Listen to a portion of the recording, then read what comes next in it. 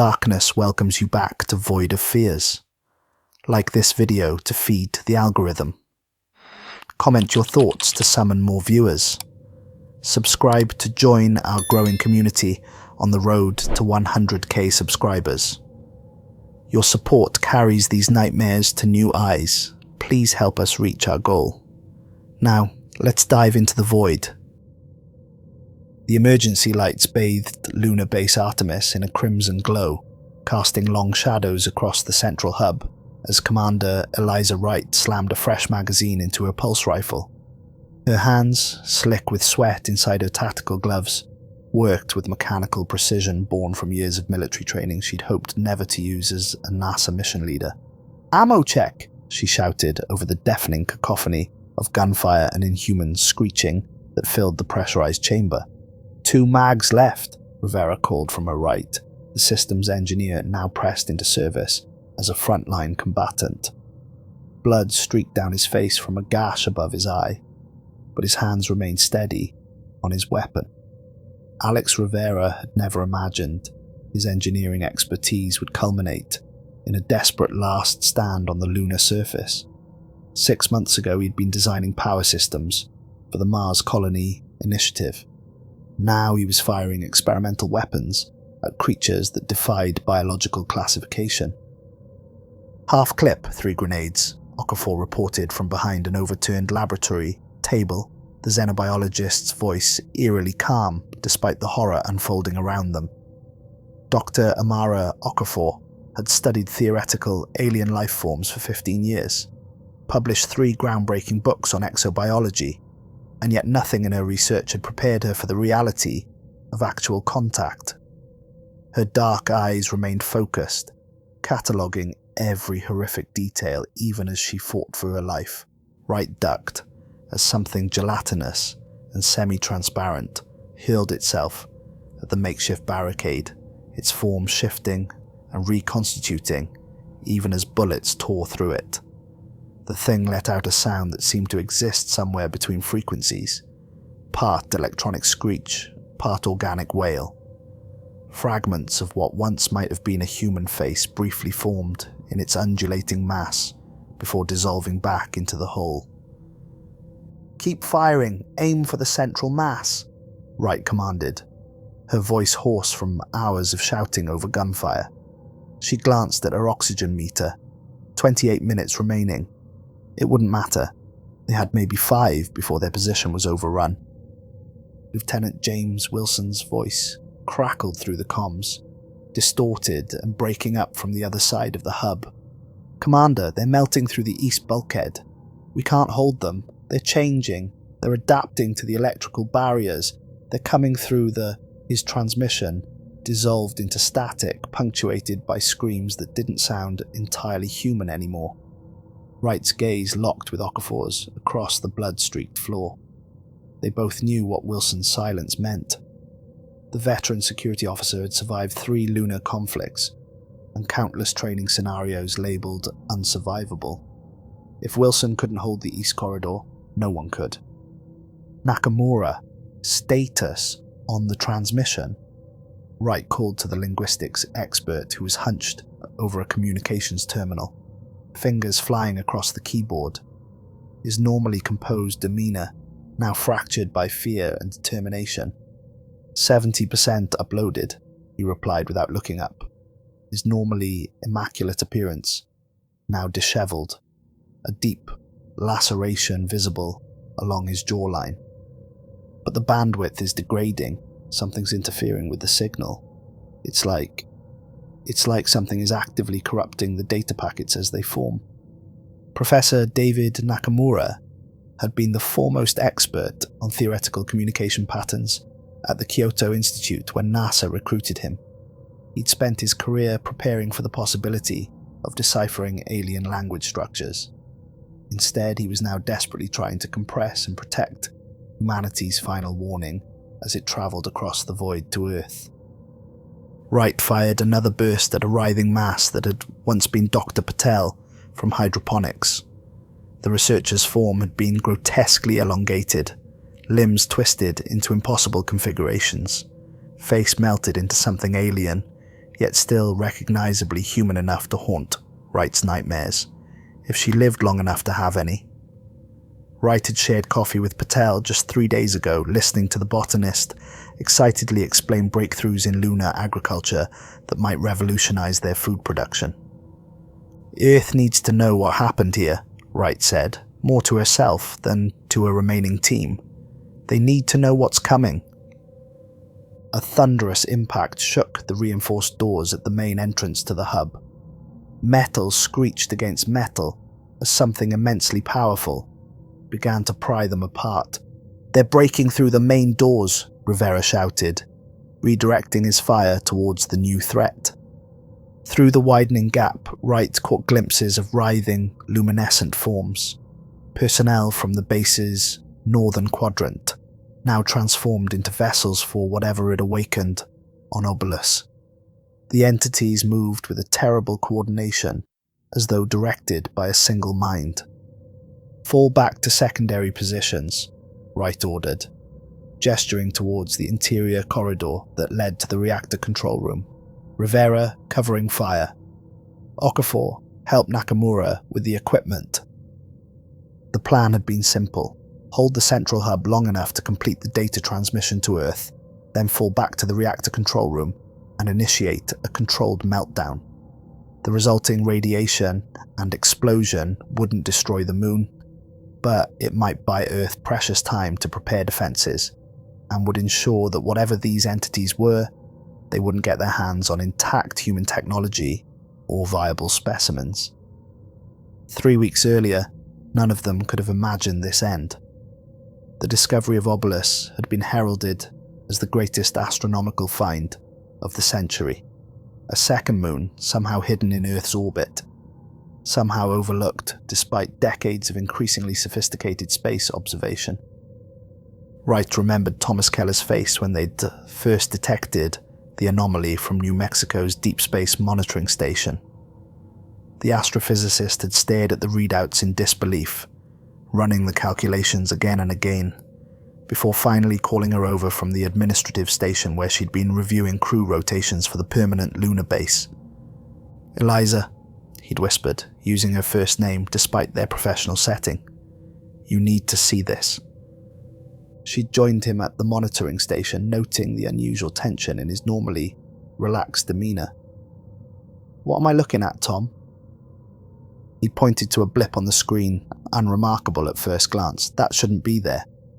"Asteroid caught in orbit," she'd suggested, not yet grasping the significance. "That's what I thought initially. But look at the orbital pattern." His finger traced the object's trajectory on the screen. "It's in a retrograde orbit, perfect elliptical path, approximately 5 kilometers in diameter, and according to our calculations, it's been there for a very, very long time."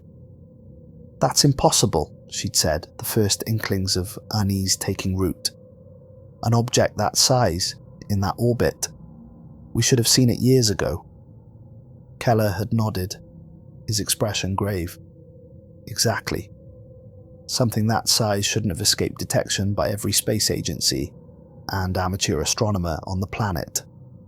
Unless what?" she'd prompted when he fell silent. "Unless it didn't want to be found?" At the time, she'd dismissed the comment as Keller's infamous tendency toward the dramatic. Now, as she fired another burst at the entities pouring through the breach in the hub's doors, she wished she'd taken his intuition more seriously. A burst of gunfire pulled Wright back to the present as Rivera emptied half a magazine into an entity crawling along the ceiling.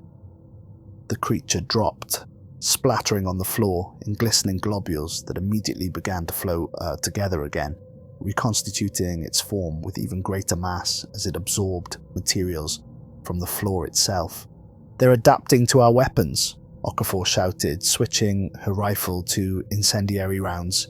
The xenobiologist fired, and this time when the bullet struck, the entity erupted in blue-white flames, its screech rising to a pitch that made blood trickle from Wright's ears. "The conventional rounds aren't effective anymore. They're evolving their cellular structure to resist kinetic impacts. Use incendiaries. Save the normal rounds," Wright commanded, making the same adjustment to her own weapon. The specialized ammunition had been an afterthought, included in their arsenal for the theoretical possibility of encountering volatile atmosphere pockets. Now it was their only effective defense. As she fired into the advancing swarm, Wright's mind flashed back to the mission briefing that had seemed so promising 6 weeks ago. The holographic projections of Obelus rotating slowly above the conference table. The excitement in the room as NASA's top officials laid out the parameters for humanity's most important space mission since the Mars landing. "This is unprecedented," Director Hammond had explained, his weathered face solemn yet barely containing his excitement. "An artificial structure of this magnitude, potentially millions of years old, in our own backyard. The scientific implications alone would justify the mission, but there's more. It's emitting a signal." The room had fallen silent at that revelation. Wright remembered the prickling sensation along her spine as Hammond activated another hologram. This one, an audio waveform, pulsing in rhythmic patterns that seemed almost familiar, though she couldn't explain why. "This signal began approximately 72 hours after we detected Obelus," Hammond continued. "It's faint but unmistakably artificial. Dr. Nakamura's team has been analysing it around the clock." Nakamura had stood then, impeccably dressed as always, his academic precision evident in every gesture as he addressed the room. "The signal defies conventional linguistic analysis. It operates on multiple frequency bands simultaneously, with embedded patterns that suggest a form of communication far more complex than anything in our records. But there's one thing we can say with certainty. It's a repeating sequence, almost like a beacon." Wright had finished for him, the implications clear. Hammond had nodded grimly. "Exactly. Which is why time is of the essence. If Obelus is transmitting, we need to know to whom and why now, after remaining dormant for potentially millions of years.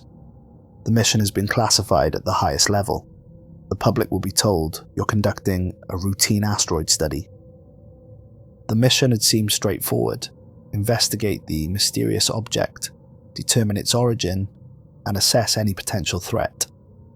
Project Sentinel had been formed within days of the discovery, with Wright personally selected to lead the expedition due to her unique combination of scientific expertise and military background. She'd chosen her team carefully over the following week, conducting interviews and reviewing personnel files to find the perfect balance of expertise and temperament. Okafor for her pioneering work in theoretical xenobiology and combat experience during the Earth-Mars conflict. Nakamura for his breakthrough work in universal communication patterns. Dr. Elena Volkov for her brilliant, if controversial, theories on extra-dimensional physics. Wilson for his unmatched experience in lunar security operations, and Rivera for his innovative weapon systems designs. The journey aboard the Hermes 2 had taken 6 weeks, during which the crew had experienced increasingly disturbing nightmares and unexplainable equipment malfunctions. By the time they'd reached Obelis, tension had wound so tight that Wright had caught herself reaching for a sidearm that regulations hadn't permitted her to bring, or so she'd thought at the time. Now, as another wave of entities surged toward their barricade, Wright thanked whatever bureaucratic paranoia had secretly armed the Hermes 2 with experimental weaponry. She suspected it had been General Morgan's doing. The old soldier had always insisted on preparing for worst-case scenarios. "Transmission at 85%, Nakamura called out. "But something's happening to the data packets. They're being corrupted." Wright glanced over at the linguistics expert. His face was ghostly pale in the emergency lighting, sweat beading on his forehead as he fought to maintain the integrity of humanity's last warning. The terminal before him flickered with interference patterns that seemed to move with almost deliberate purpose across the screen. A deafening explosion rocked the hub as the main doors blew inward. Through the smoke and debris came a figure Wright recognized as Elena Volkov, or what remained of her.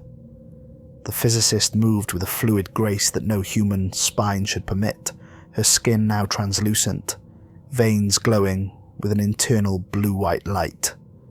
Where her eyes had once been were now pulsing orbs of radiance that seemed to look through, rather than at the defenders. "You cannot stop the awakening," Volkov said, her voice overlaid with harmonics that made Wright's vision blur. "The sleepers rise, the beacon is lit." Wright had always admired Volkov's brilliant mind and unflinching determination.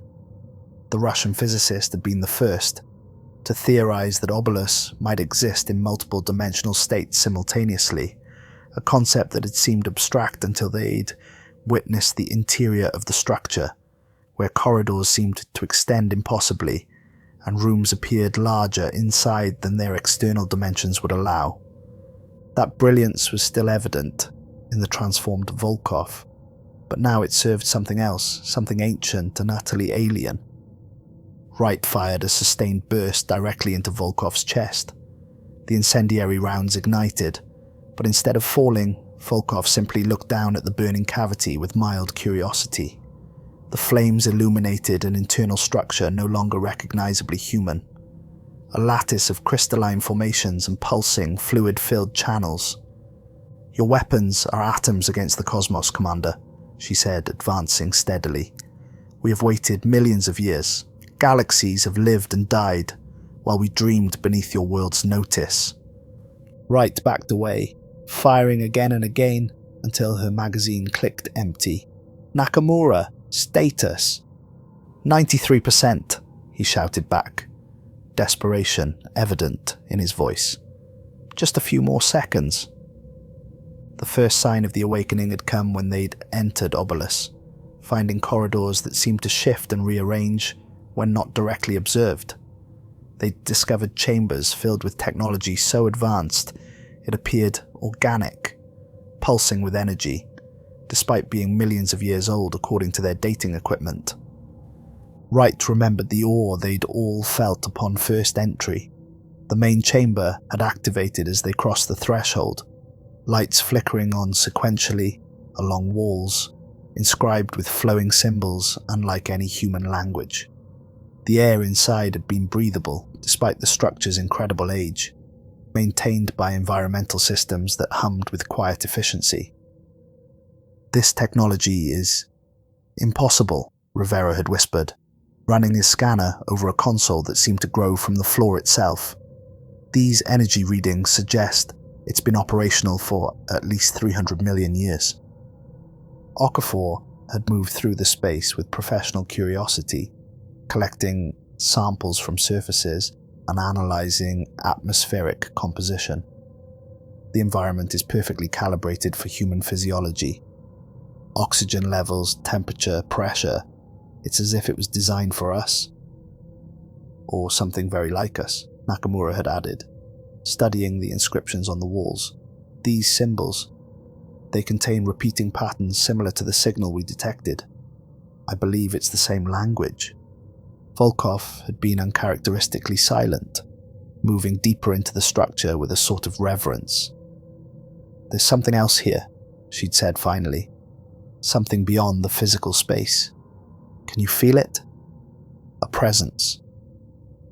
At the time, Wright had attributed the comment to the natural awe inspired by their discovery. Now she understood Volkov had been the first to sense what awaited them deeper within Obelus, and perhaps the most receptive to its influence.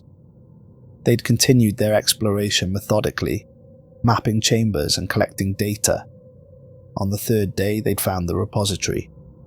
Thousands of crystalline containers, each holding what appeared to be suspended biological entities of non-human origin. The specimens had varied dramatically in form, some insectoid, others amorphous, a few almost humanoid but with fundamental differences in structure. Volkov's scanning equipment had triggered something, a surge of energy that rippled throughout the structure.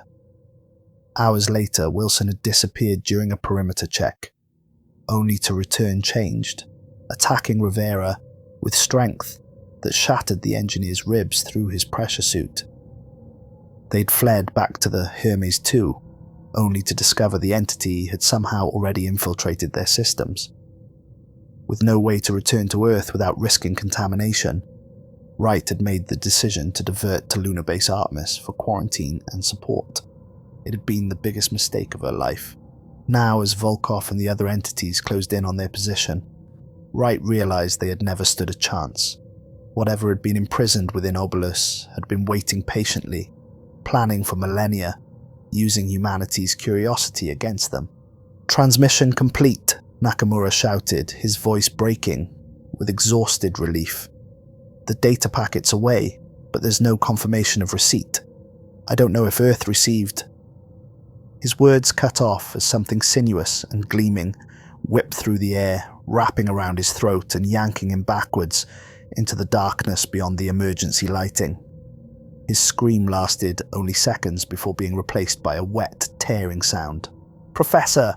Okafor cried out, firing blindly into the darkness where Nakamura had disappeared. "Fall back to the secondary position," Wright ordered, grabbing Okafor by the shoulder and pulling her towards the corridor leading to the reactor control room. Rivera provided covering fire, his incendiary rounds creating a momentary wall of flame between them and their pursuers. The corridor stretched before them, emergency lighting casting alternating patches of red illumination and deep shadow. Wright led the way, her remaining team members close behind. The sound of pursuit echoed from the hub, unearthly screeches and the liquid slithering of transformed bodies moving faster than humanly possible. "What was Nakamura sending?" Okafor asked as they ran, her breath coming in short gasps. "Will it be enough?" "Everything," Wright replied grimly. "Sensor data, video logs, our findings on Obelis, and the warning.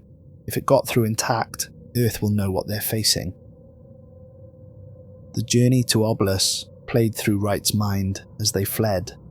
The approach, the landing complications as instruments malfunctioned near the object's surface, the discovery of entrance mechanisms that had activated seemingly in response to their presence.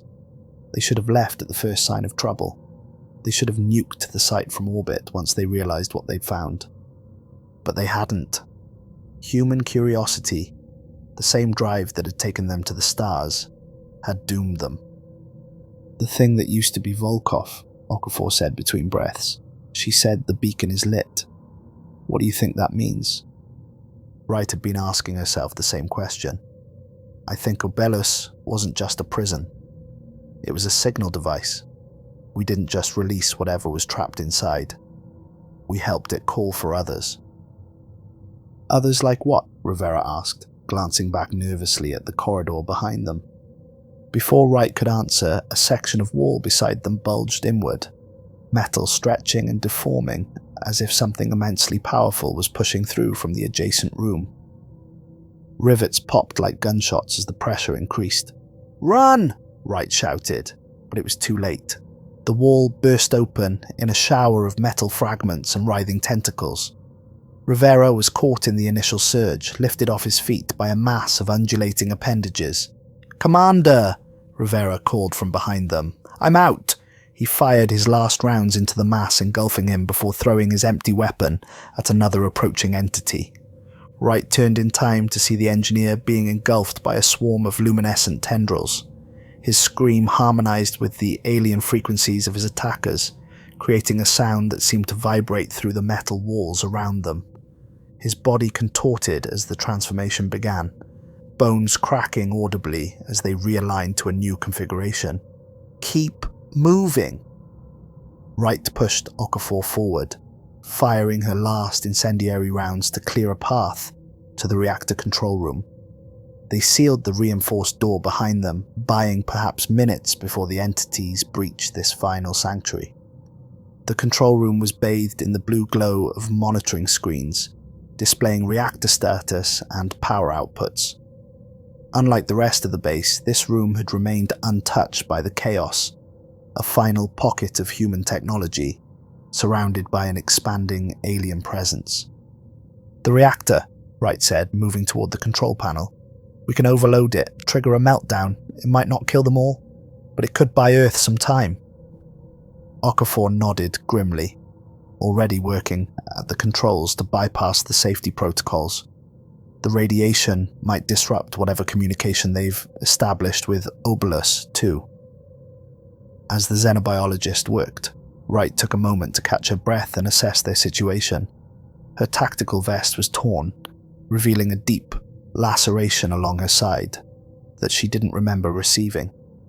Adrenaline had masked the pain, but now that they'd stopped running, she could feel warm blood soaking her undersuit. Okafor wasn't in much better condition. A burn mark scored her left arm, where an entity had briefly made contact. The flesh beneath blistered and discolored.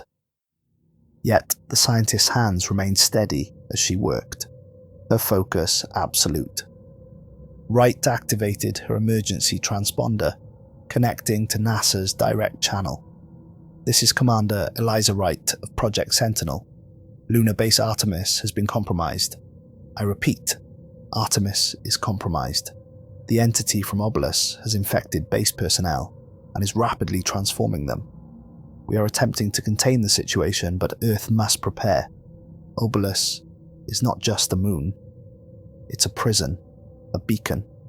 Something ancient has awakened, and it's calling others." Static answered her, punctuated by fragments of voices too distorted to understand. Whether anyone heard her message, she would never know. "Commander," Okafor said quietly, her eyes still on the reactor controls, "before we do this, I need to know. Do you think we ever had a chance? Was there a moment when we could have prevented this?" Wright considered the question, thinking back to the mission's beginning. The excitement of discovery, the wonder of first contact with alien technology, the gradual realization that something was terribly wrong. "I don't know," she admitted finally. "Maybe if we'd recognized the danger sooner. Maybe if we'd never set foot on Obelis at all.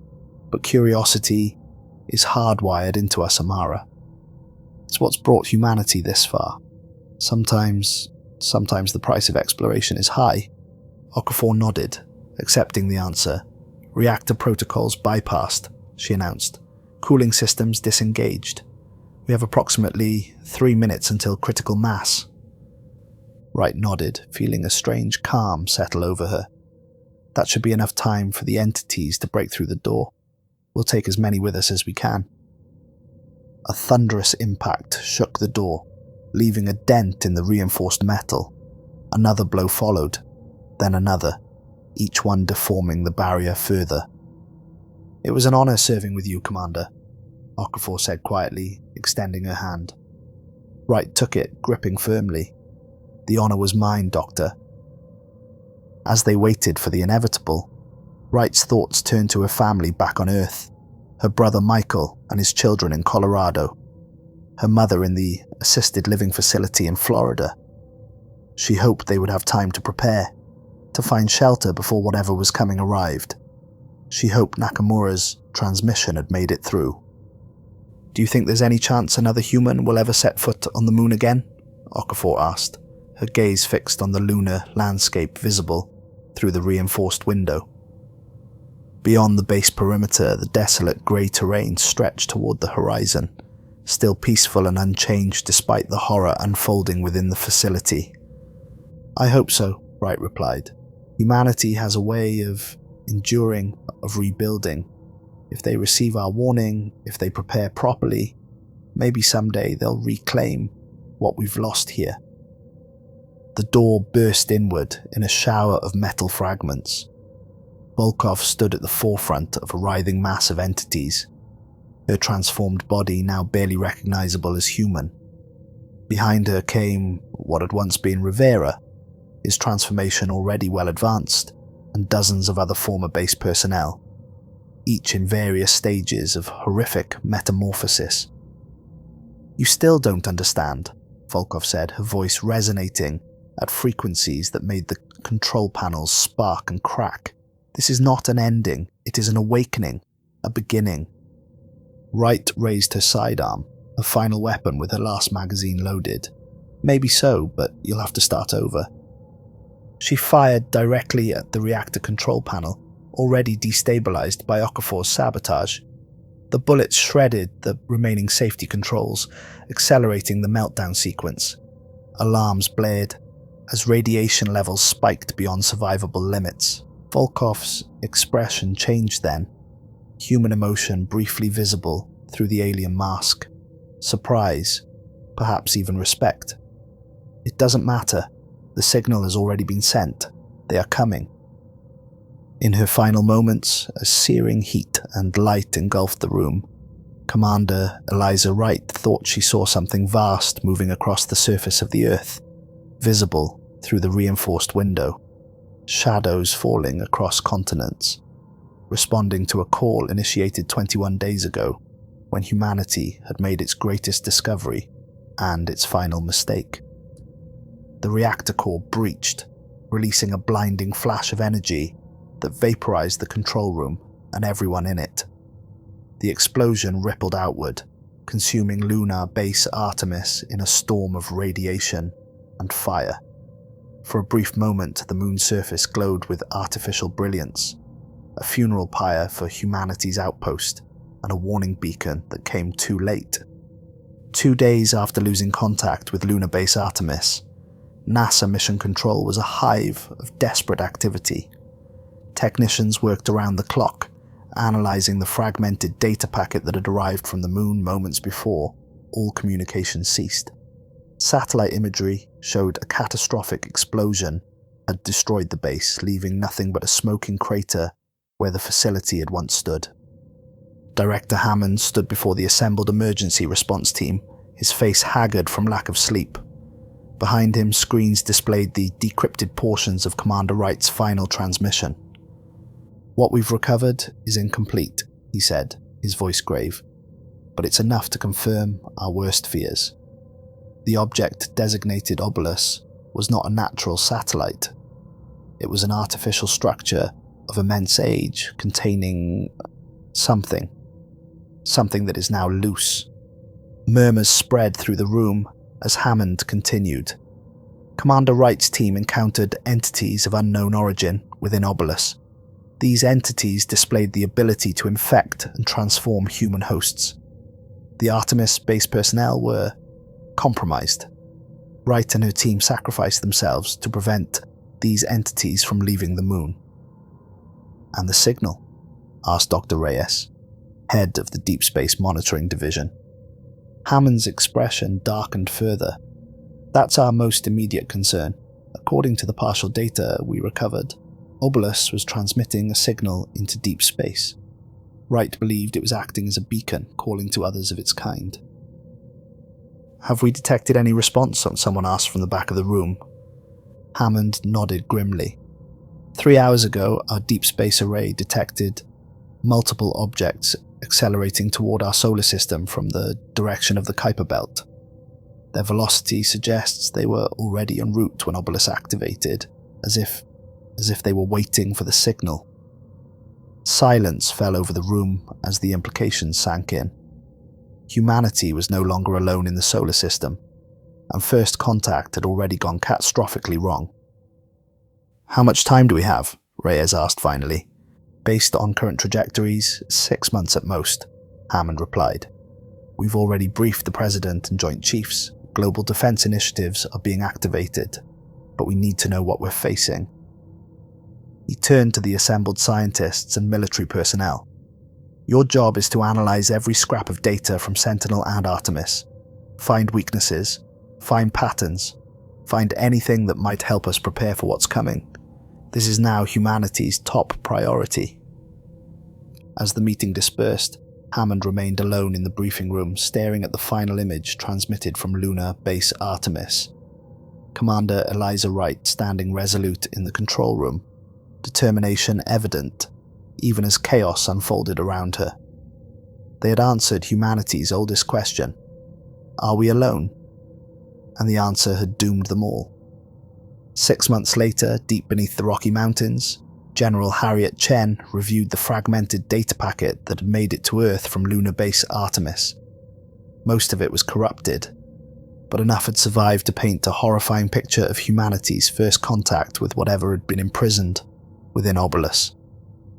The hardened military bunker had become Earth's last line of defense, coordinating what remained of global military forces as they prepared for the imminent arrival of whatever was approaching from deep space.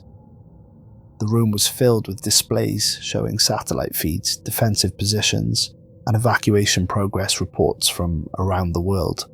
Satellite imagery confirms massive structural changes on the lunar surface, her aide reported, placing more photographs on the table. Whatever they're building, it's growing exponentially. Chen nodded grimly, studying the images. The dark structures spreading across the moon's surface resembled nothing human architecture had ever produced. Organic, yet geometric, constantly shifting, even as they expanded. What had begun as isolated formations around the Artemis crater had spread to cover nearly a quarter of the lunar surface, visible from Earth as an ominous darkening of the moon's face. "And the signal?" she asked. "Still broadcasting, stronger than ever. Deep space monitoring stations have detected something responding, multiple objects decelerating toward Earth orbit." The aide hesitated before continuing. "The latest calculations suggest they'll enter Earth orbit at 0600 tomorrow. Hundreds of smaller objects have already entered the upper atmosphere over the Pacific." Chen picked up the sole surviving photograph of the Sentinel team, recovered from Hermes II's automated backup systems before contact was lost. 6 faces smiled back at her, unaware of the horror that awaited them, that awaited all of humanity. Commander Wright had been a friend.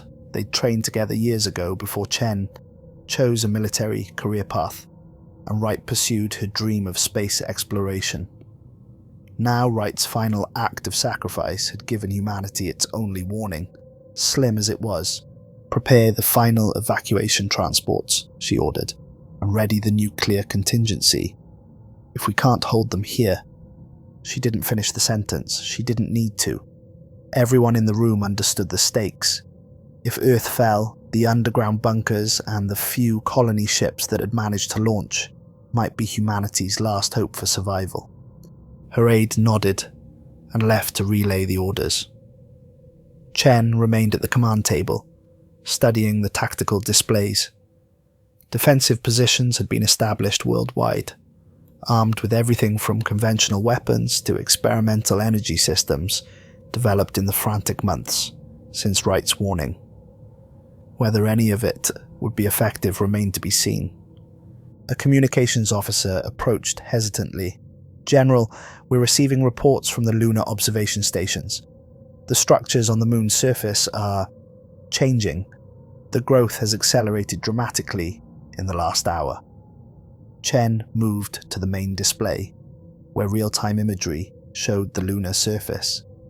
The dark formations had indeed changed, orienting themselves toward Earth like massive antennae or weapons platforms. As they watched, sections of the structures detached, floating free of the lunar surface and arranging themselves in geometric patterns in the space between the Earth and Moon. "It's beginning," Chen said quietly. Outside, the sky darkened as thousands of objects began their descent through Earth's atmosphere, trailing fire like falling stars, harbingers of an ancient presence awakened after millions of years of patient dreaming, called home by unwitting explorers who had ventured too far into the dark. The first impact struck the Pacific Ocean, sending towering tsunamis toward coastlines already evacuated in anticipation. Others struck in remote locations, deserts, mountains, tundra, each impact followed by the emergence of structures similar to those that had consumed the lunar surface. In cities worldwide, people gathered to watch the skies despite evacuation orders. Many filmed the descent of the burning objects, sharing the apocalyptic imagery on communication networks that would soon fall silent. Churches and temples filled with those seeking spiritual comfort in humanity's darkest hour. In the command bunker, Chen activated the global emergency broadcast system, a network designed to deliver a unified message to whatever communications infrastructure remained operational. "People of Earth," she began, a voice steady despite the gravity of the moment. "6 months ago, a NASA mission encountered something ancient and hostile beyond our moon. Commander Eliza Wright and her team sacrificed themselves to warn us of what was coming. That warning gave us time to prepare, to evacuate vulnerable areas, to arm ourselves for the fight ahead. Make no mistake, we face an enemy unlike any humanity has encountered before. An enemy that has been watching us, waiting perhaps since before our species evolved. But humanity has survived ice ages, plagues, world wars, and our own destructive tendencies. We will face this threat as we have faced all others, together, with courage and determination. Regional commanders have their orders. Civilian evacuation routes are marked and protected. For those in secure locations, remain there until the all clear is given. For those still in transit, proceed to the nearest evacuation center immediately. This will not be the end of humanity. This will be the beginning of our greatest chapter, the story of how Earth stood against the darkness and prevailed." As she ended the transmission, Chen knew that much of what she'd said was hollow encouragement. Their weapons might prove useless. The evacuation centers might offer no true safety. The colony ships might never find a habitable world beyond the reach of whatever had awakened. But humanity deserved the chance to face its end with dignity and hope, just as Wright and her team had done on the lunar surface. "General," the communications officer called out, "we're detecting a massive energy surge from the lunar structures. They're activating something." On the main display, the geometrical formations between Earth and Moon pulsed with blinding energy. Beams of coherent light connected the floating structures, forming a vast lattice that seemed to warp the very space around it. "What the hell is that?" Chen demanded. Before anyone could respond, the bunker's power flickered. Emergency systems engaged immediately, but the momentary darkness felt significant, a precursor to something worse to come. "It appears to be opening something," the science officer reported, her voice tinged with awe and terror. "The energy readings suggest a distortion in space-time itself, like a doorway." Chen watched as the lattice expanded, creating what appeared to be a vast portal in the space between Earth and Moon. Beyond the opening, something moved, massive beyond comprehension, ancient beyond time, alive and aware and hungry. "Launch everything we have," Chen ordered. "Nuclear, conventional, experimental, everything." Missiles arced upward from silos in submarines worldwide, their trajectories plotted to intercept the descending objects and the structures forming in Earth's orbit. The night sky blazed with their engines, humanity's final defiance against the encroaching dark. But even as the first explosions bloomed in the upper atmosphere, Chen knew it wouldn't be enough. The portal continued to widen, the structures arranging themselves into increasingly complex configurations, despite the destruction of individual components. "We're barely scratching them," her weapons officer reported, voice tight with restrained panic. "The missiles are detonating, but the structures are regenerating faster than we can damage them." On the auxiliary screens, reports flooded in from around the world. The objects that had landed were unfurling into towers and complexes that spread outward at impossible speeds, consuming everything in their path. Cities near impact sites reported strange effects, time distortions, gravitational anomalies, people transforming in ways horrifically similar to what had happened at Lunar Base Artemis. "General," the communications officer called out, "we're receiving a transmission." "From where?" Chen demanded. "From them. It's broadcasting on all frequencies simultaneously." Chen hesitated only briefly. "Put it through." The main screen flickered, static resolving into an image that sent ice through Chen's veins. Dr. Elena Volkov stared back at them, or something wearing Volkov's form. Her eyes pulsed with internal light, and her skin had the translucent quality seen in the final footage from Artemis. Behind her stretched a vista of impossible architecture, neither fully on the moon nor fully elsewhere. Humanity, the thing that had been, Volkov said, her voice layered with harmonics that made several technicians cover their ears in pain. Your species has served its purpose. The awakening is complete. The door is open. They are returning. What are you? Chen demanded, stepping forward. What do you want from us? Volkov's head tilted at an angle no human neck could achieve. We are the vanguard, the shepherds. We were placed in your star system when your ancestors still huddled in caves, frightened of the dark. We watched. We waited. We guided your development, subtle nudges to your evolution, to your civilization, all to serve one purpose. Which is... Chen's hand tightened on her sidearm, though she knew it was a futile gesture. To open the way, Volkov replied simply. Your species' unique combination of intelligence and curiosity made you perfect tools. We knew eventually you would find Obelus. We knew you would investigate. You could not help yourselves. The image shifted, showing the massive portal now fully formed between Earth and Moon. Beyond it writhed shapes of such scale and alien geometry that human minds struggled to process them.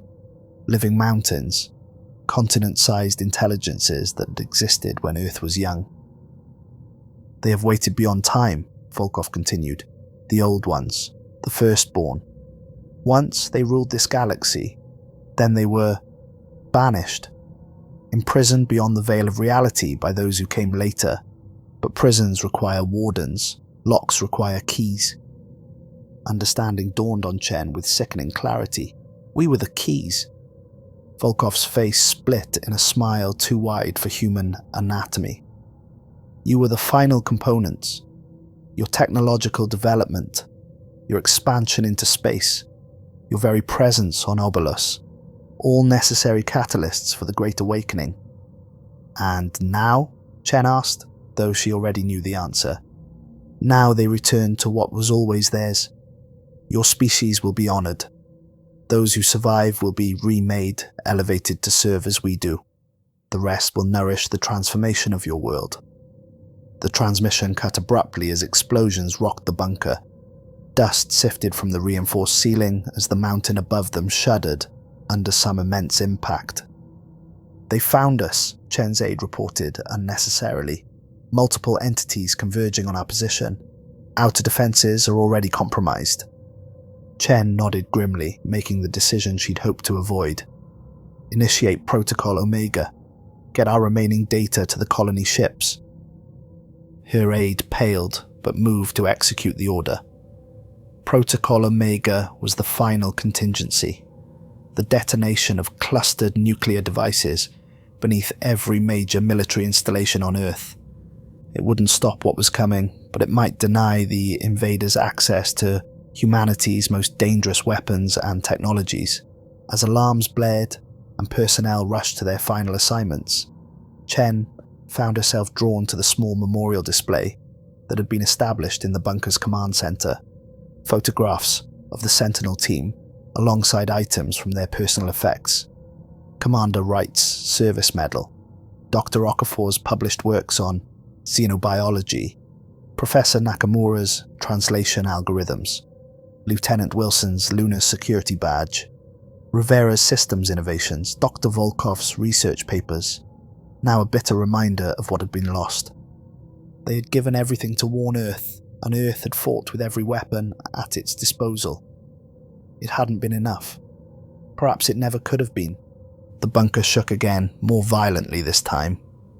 The reinforced doors at the far end of the command center began to glow red, then white, as something on the other side applied inconceivable heat and pressure. Chen drew her sidearm, a futile gesture, but one that honored those who had fought before her. Around the room, the remaining personnel did the same, forming a final line of resistance. "It has been my honor to serve with you all," Chen said simply. The doors exploded inward, and light flooded the command center, light that brought neither illumination nor warmth, but transformation. Chen felt it wash over her, felt the changes begin at the cellular level as ancient intelligence overwrote her humanity. Her last human thought was of Commander Wright and the brave crew of the Hermes II. They had died, never knowing if their warning had reached Earth. At least they had been spared witnessing its failure. Aboard the colony ship Esperanza, Dr. Michael Wright watched Earth recede through the observation dome. The blue-green world that had been humanity's cradle for millions of years was now barely recognizable. Vast structures covered much of the surface, glowing with internal energies that pulsed in rhythmic patterns visible even from the ship's increasing distance.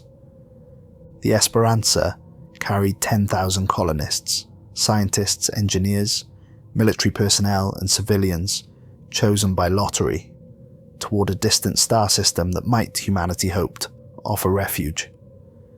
6 other ships had launched before the invasion reached critical mass, each taking a different trajectory to maximize the chances that at least one would escape detection.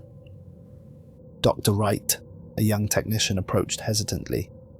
"The captain asked me to bring you this. It came through in the final data burst from Earth Command." Michael accepted the digital tablet with a sense of foreboding. He had known his sister was stationed on the moon, had known communication with lunar base Artemis had been lost months ago. He had maintained hope despite everything. The tablet contained a personnel file. Commander Eliza Wright, Project Sentinel. Attached was fragmentary video footage. His sister's face, determined despite visible exhaustion and injury, recording her final message. "This is Commander Eliza Wright of Project Sentinel," her recorded voice said, breaking occasionally with static. "Lunar base Artemis has been compromised. I repeat, Artemis is compromised.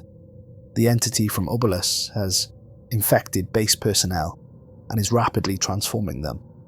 We are attempting to contain the situation, but Earth must prepare." Michael watched the entire recording, tears streaming down his face. When it ended, he remained staring at the final frame. His sister's face, resolute even in the face of certain death. "Dr. Wright," the ship's AI intoned softly through nearby speakers. "Captain Garcia requests your presence in the science lab. The deep space sensors have detected something following our trajectory." Michael wiped his eyes and stood, squaring his shoulders in an unconscious echo of his sister's military bearing. "Tell the captain I'm on my way." As he walked through the ship's corridors, passing families and individuals who represented perhaps the last free humans in existence, Michael clutched the tablet containing his sister's final warning. Whatever was following them, whether the entities that had taken Earth or something else entirely, humanity would face it as they had faced all previous threats, with courage, with intelligence, and with the determination to survive. Eliza had given her life to warn Earth. Now it fell to the colony ships to ensure her sacrifice wasn't in vain, to carry the spark of humanity to distant stars, and, perhaps someday, to reclaim what had been lost. From behind him, through the closing doors of the observation dome, Earth continued to change. The structures covering its surface organized themselves into a vast pattern visible even from space. A symbol, a message, or perhaps a beacon pointing outward toward the stars that humanity had dared to reach for. In the deep void between worlds, ancient intelligences stirred and turned their attention outward, following the fleeing ships that carried the last vestiges of a species that had served its purpose, and now sought to escape its fate. The hunt had begun. Commander Eliza Wright and her team had given humanity a warning and a chance, slim as it was, to survive the awakening they had unwittingly triggered. Whether that chance would be enough remained to be seen. The colony ship Esperanza had accelerated toward the stars, carrying with it humanity's last hope and the memory of those who had sacrificed everything to give them this final opportunity for survival. Behind them, Earth, now transformed into something no longer recognizable as the cradle of human civilization, pulsed with alien energies, a foothold for entities that had waited beyond time for their return.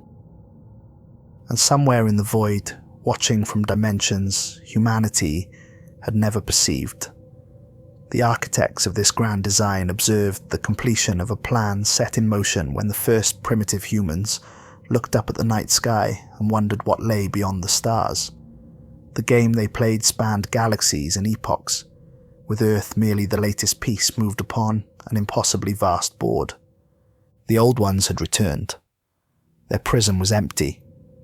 Their hunger, undiminished by eons of waiting, turned toward new worlds and new civilizations across the cosmos. Humanity ran, fought, and hid among the stars, carrying with them the warning, born in fire and sacrifice on the lunar surface, a desperate hope that somewhere, somehow they might find a way to reclaim their home and avenge those who had fallen. The cosmos, vast and ancient beyond human comprehension, continued its inexorable cycle.